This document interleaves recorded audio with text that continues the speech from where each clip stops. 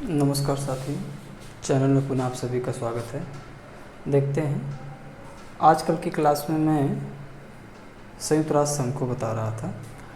तो संयुक्त राष्ट्र संघ के विषय में जो खासकर प्रतियोगी परीक्षाओं में प्रश्न पूछे जाते हैं उसको मैंने बताया था। इस समय सबसे महत्वपूर्ण और जो लाभकारी है वह है संयुक्त राष्ट्र संघ के अंग। तो संयुक्त राष्ट्र संघ के अंग के विषय में पिछली क्लास भी मैंने अटेंड किया था और आज की क्लास भी उसी से संबंधित है। खासकर मेरा फोकस उन्हीं विषयों पर रहता है जो आपके प्रतियोगी परीक्षाओं में जिससे प्रश्न पूछे जाते हैं। पिछली जो क्लास थी उसके संबंध में मैंने आपको बताया था कि संयुक्त राष्ट्र संघ के 6 अंग थे। 6 अंग में पहला जो बताया था महासभा और दूसरा सुरक्षा परिषद, उसके विषय में डिटेल बता दिया था।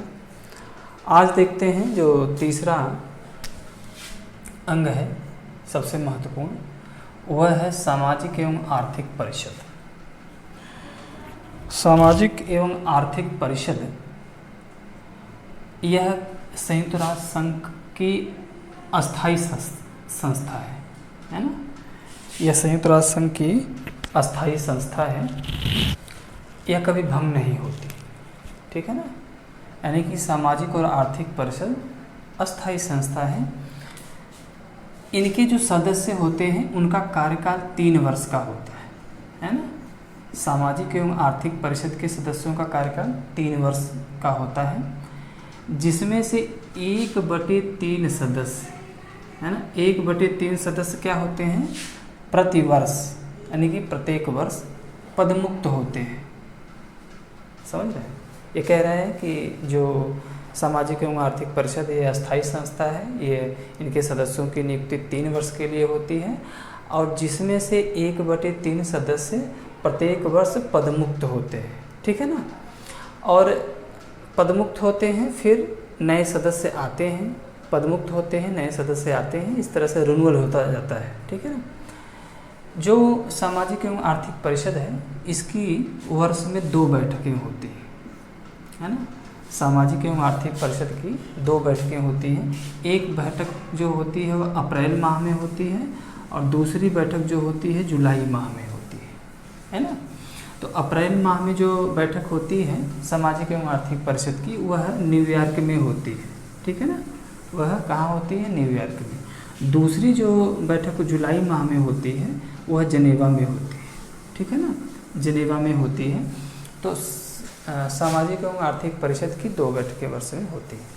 तो इससे प्रश्न पूछता है, बहुत डीपली चला जाता है, तो उसमें से पूछता है कि कौन सा विषय सामाजिक एवं आर्थिक परिषद के संबंध में सही है या नहीं सही है। जहाँ प्रश्न सही या नहीं सही है जैसा पूछता है वह प्रश्न जो है बहुत ही टिपिकल होता है। उसमें चारों जब तक विकल्प नहीं जानेंगे तब तक लगा नहीं पाएंगे। तो अंदर चला जाता है तो उनके कार्यकाल 3 वर्ष होते हैं, तो उनके कार्यकाल 4 वर्ष होते हैं, उनके 2/3 सदस्य रिटायर होते हैं या पदमुक्त होते हैं, तो 1/3 मतलब जो सही होगा आप वही लगाते हैं, ठीक है ना। उसके बाद देखिए चौथी जो संस्था है उसका नाम है न्यास परिषद, है ना। तो न्यास परिषद जो चौथी अंग है संयुक्त राष्ट्र संघ का, तो न्यास मीन्स होता है ट्रस्ट, एक तरह से ट्रस्टी या ट्रस्ट, है ना। तो देखिए कुछ तो जानकारी आपको इस तरह से होनी। तो न्यास परिषद जो है एक तरह से ट्रस्ट के रूप में काम करता है। इसका उद्देश्य क्या है न्यास परिषद का, तो न्यास परिषद का जो उद्देश्य है, जो देश या प्रदेश पिछड़े हों, ठीक है ना, अल्प विकसित हों या आदिम दशा वाले हों, ये कह रहा है कि जो देश या प्रदेश है ना पिछड़े हों या अल्प विकसित हों या आदिम दशा के स्थिति में हों, तो उसमें क्या होता है कि प्रदेश को न्यास या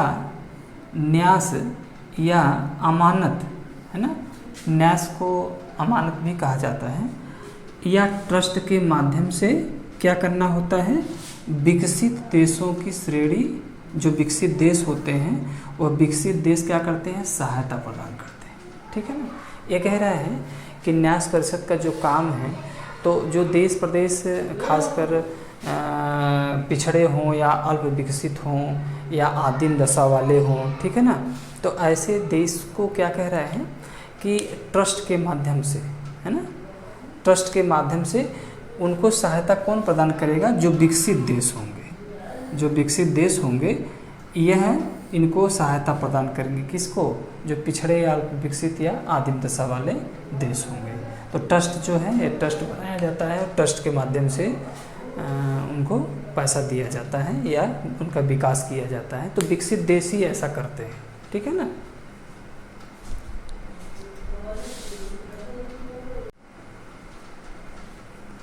चलिए आगे देखते हैं। पाँचवें नंबर का जो इसके भाग हैं, यानी संयुक्त राष्ट्र संघ के जो अंग में 5वें नंबर का जो अंग है, क्या नाम उसका है? अंतर्राष्ट्रीय न्यायालय, ठीक है ना। तो अंतर्राष्ट्रीय न्यायालय जो है, जैसा कि मैंने पूर्व में भी बताया था कि अंतर्राष्ट्रीय न्यायालय का जो मुख्यालय कहाँ है? नीदरलैंड या हेग में है। तो नीदरलैंड या हेग में है। तो न्यायाधीशों की कुल संख्या कितनी है? 15 न्यायाधीश होते हैं।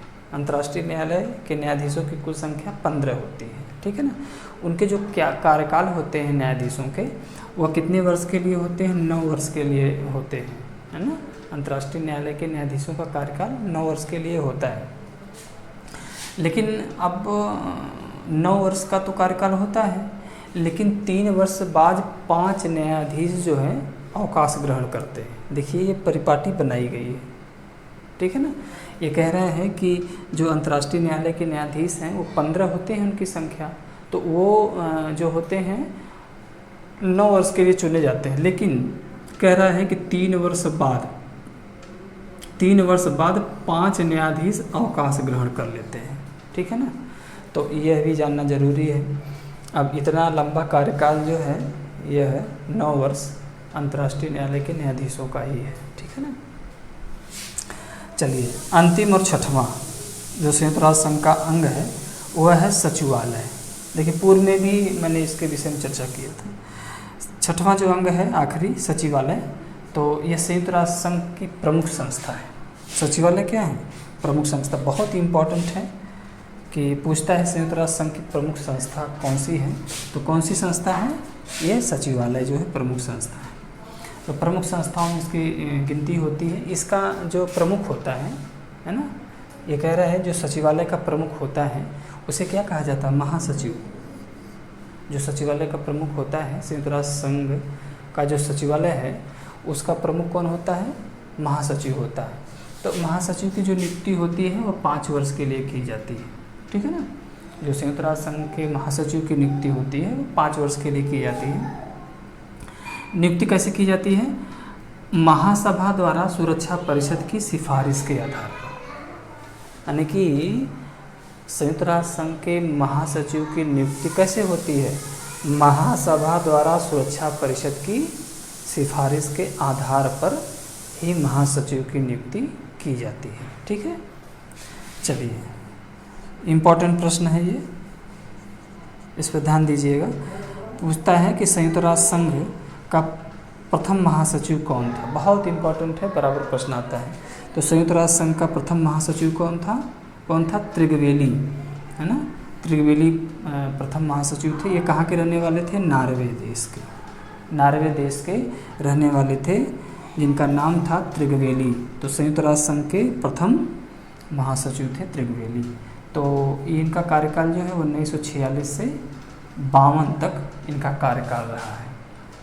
वर्तमान समय में जो महासचिव हैं, है ना, संयुक्त राष्ट्र संघ के वर्तमान महासचिव जो हैं, इनका नाम है एंटोनियो गुटेरेस, है ना। एंटोनियो गुटेरेस उनका नाम है। यह पुर्तगाल देश के रहने वाले हैं, है ना। तो वर्तमान में जो संयुक्त राष्ट्र संघ के महासचिव हैं वह पुर्तगाल के रहने वाले हैं, जिनका नाम है एंटोनियो गुटेरेस। तो एंटोनियो गुटेरेस वर्तमान में संयुक्त राष्ट्र संघ के महासचिव हैं। तो चूँकि ये इतने से ही बहुत सारे प्रश्न आ जाते हैं और कभी कभी बहुत आसानी से पूछ देता है, कभी कभी अंदर जाके पूछ देता है, सही है सही नहीं है, है ना। इस तरह से प्रश्न आ जाता है। तो मुझे विश्वास है कि यह वीडियो आपको अच्छी लगी होगी। अगले क्लास में जो संयुक्त राष्ट्र संघ के अभिकरण, विशिष्ट अभिकरण हैं, ठीक है ना, तो उसके संबंध में बताएंगे कि विशिष्ट अभिकरण जो संस्थाएं हैं जुड़ी हुई हैं, और ख़ासकर उनके सदस्य कितने हैं, उनका मुख्यालय क्या कहाँ पर है, और उनका कार्य क्या है। जो विशिष्ट अभिकरण है उनका कार्य क्या है। तो वैश्विक स्तर पर सभी विशिष्ट अभिकरण हैं स्थापित किए गए हैं। सो वर्क में भी इस समय है। तो मुझे विश्वास है कि वीडियो आपको ज़रूर अच्छी लगी होगी। तब तक के लिए बहुत बहुत धन्यवाद, बहुत बहुत शुभकामनाएं।